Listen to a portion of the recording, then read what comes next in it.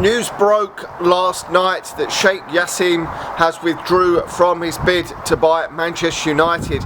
Now, for a lot of fans, this really did anger them massively around social media, seeing a lot of angry fans really not pleased with the fact that he has withdrew his bid, and the fact that more so than the fact that the Glazers will still be at Manchester United. Now, this news has rumbled on for, I think it's 11 fucking months now, of a takeover for Manchester United, and it's just not gone away.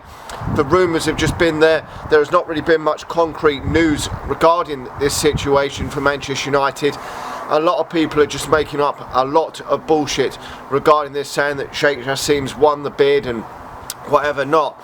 But now his latest bid proposal that he's put in this week to the Glazers to try and get them to sell the full shareholding that they own, which you need over 51% of the shareholding to be in control of Manchester United, and they rejected whatever the proposal actually was. We can read what it says online and what these journalists are saying about it, but we don't know the full ins and outs of it. But in total, it seems like it was about $8 billion. Is it $8 billion or €8 billion?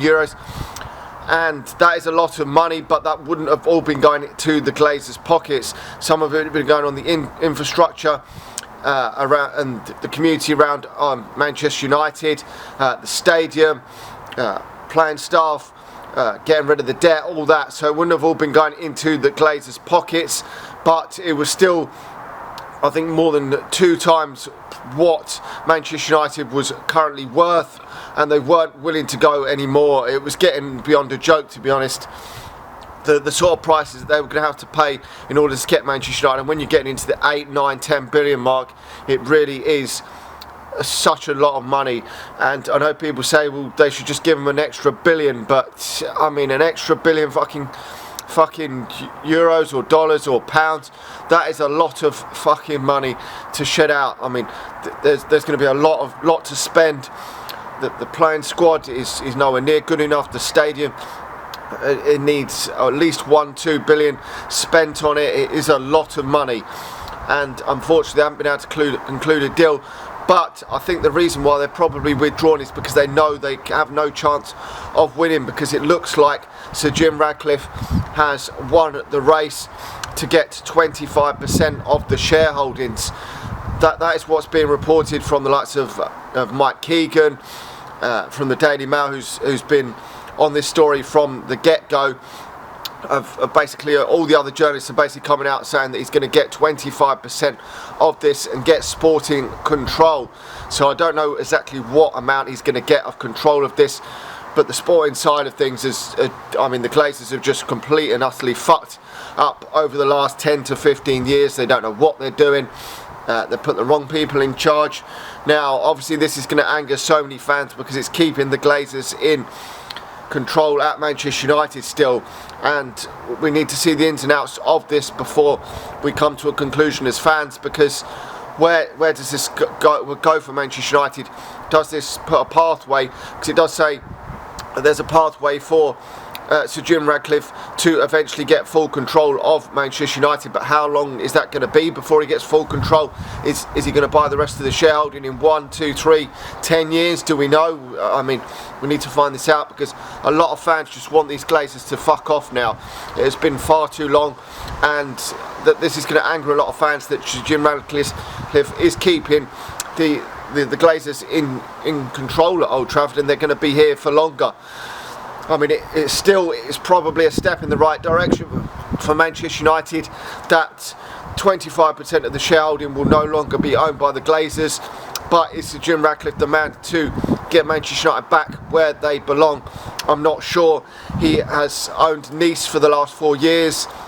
They haven't exactly been pulling up trees, Nice. Okay, they're second in the league this season, but the best I think they've finished under the Ineos ownership is 5th in the league. So I don't know, but obviously you can only gauge it on what he's done at Nice, but Nice is a completely different ball game to Manchester United. But I'm not too sure he's completely put his hands in his pockets at Nice and blown the other teams out of the water, considering you've only really got PSG as the powerhouses in that league, and maybe Monaco are a decent outfit in that, but you haven't really got a lot of competition in that French league, and he could have gone over and beyond there, but he hasn't. They haven't really.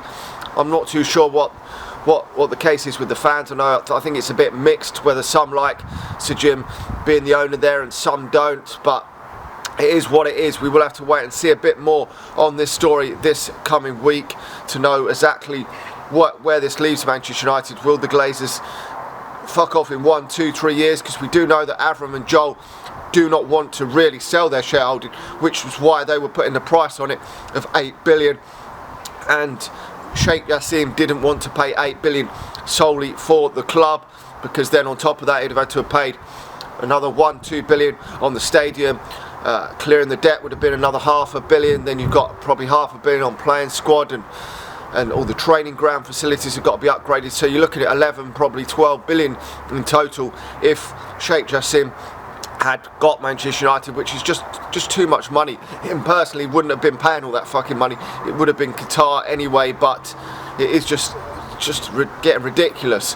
It really is. So we'll have to wait and see. I mean, I think in total Sir Jim Ratcliffe will end up, if he gets full 100% control of this club, will end up paying more than what the Jake Yassim bid was going to be, but he's paying in instalments. I think it's costing 1.8 billion for the 25% stake that Sir Jim Ratcliffe is going to own. I know that the Glazers don't own 100% of the club, so I'm not sure how much more he's got to pay for the remaining, if he wants to get full control of the other 75%. I'm not sure if he will, but I'm not sure how much he would have to pay for all that shareholding. It wouldn't be 4 times what the 25% is, because the Glazers don't own all of it. And what price are the Glazers putting on the other 20, on the other 75, the other percentage that they actually own of that 75%? That might be more money than the 1.8 billion that they're selling the 25% shareholding for. So if he buys, say, he needs another 26% to take him up to 51% of the shareholding to be in full control. That extra 26% that the Glazers might have put on a £3 billion flipping price tag on that. I don't know. We just don't know what the ins and outs of it are at this moment in time. We'll just have to wait and see as and when things happen. But at this moment, I suppose Sir Jim is getting his foot in the door at Manchester United because he wants a full control in the future. But I don't know. We will have to wait and see anyway. Let me know your thoughts in the comments section below. Smash a like on the video. Share the video if you're watching this on Facebook, and subscribe if you're watching on YouTube as well. And I'll talk to you all again soon. See you.